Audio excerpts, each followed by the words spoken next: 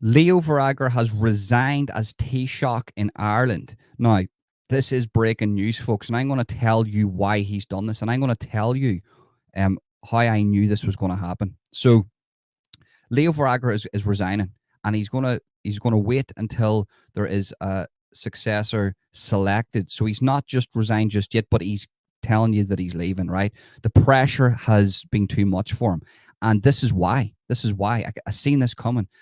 So he went over to America, right? And he had conversations with a lot of different people. Now, if people don't realize what's happening in America, there is literally a group of people destroying that place called the Democrats. And he has seen that. I'm not saying that this is the sole reason for it, but for me, it's not a coincidence that he's came back from America and he's thought to himself, "Do you know what? I want nothing to do with this." Whatever he has heard visiting the White House, visiting Creepy Joe and his son, right? I was going to use a choice word there for his son. He's went, "Do you know what? This world's not going to get any better."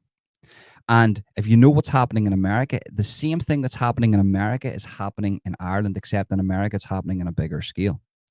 And I'm sure Leo seen that as an opportunity while he was off on his holidays there. He probably was scrolling through YouTube and scrolling through social media, and he probably couldn't find one good thing, even from his own people, even from people that support the far left regime, apart from far left cabbage, that is,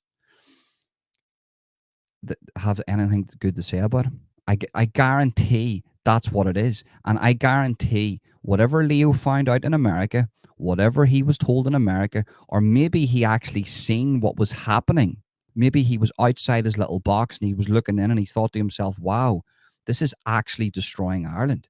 Right now, America doesn't have a border. They're allowing thousands of people in. I thought it was 7.1 million over the past couple of years, but somebody told me it was 22 million. I don't quote me the numbers, but I know it was 7.1 million over the past couple of years. Thousands of people crossing the border. Drug use is up, rapes up, crimes up. Cities like California, San Francisco, liberal ran cities that are, it's like zombie towns, fentanyl everywhere. And that's happening in Ireland. So he's probably talked to a few Republicans or conservatives over in America, and they says, Leo, you might not like us. You might think that we're far right bigots. But if you keep doing what you're doing, Ireland's going to be destroyed. I read an article from the BBC that gave us no information whatsoever on why he wants to resign.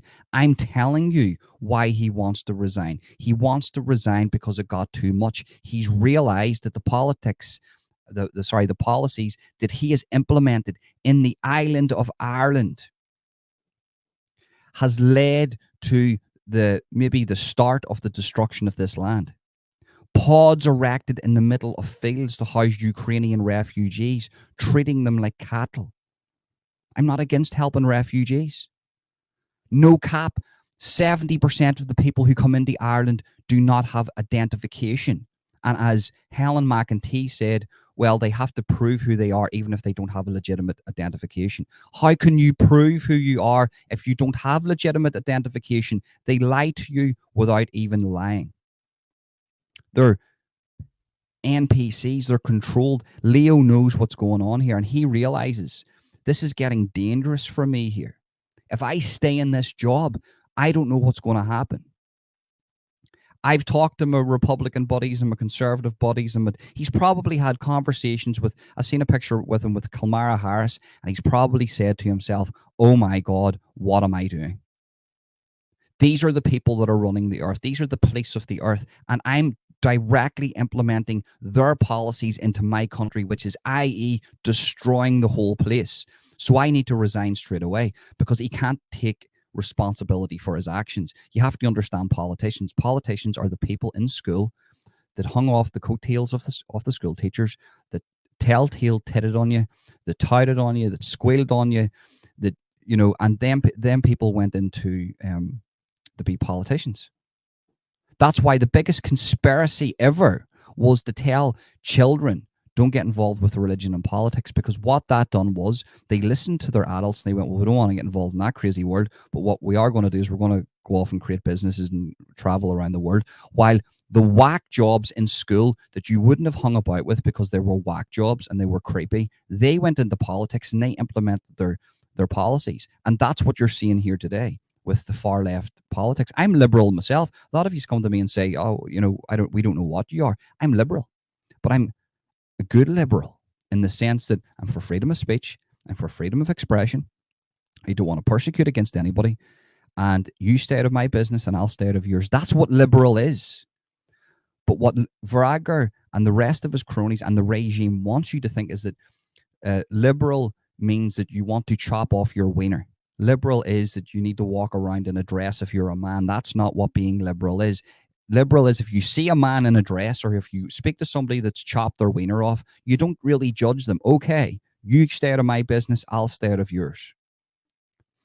He's went to America, he spoke to the two people and he's realized, oh my God, I am destroying my country. And that's why Veradkar has quit. That's why.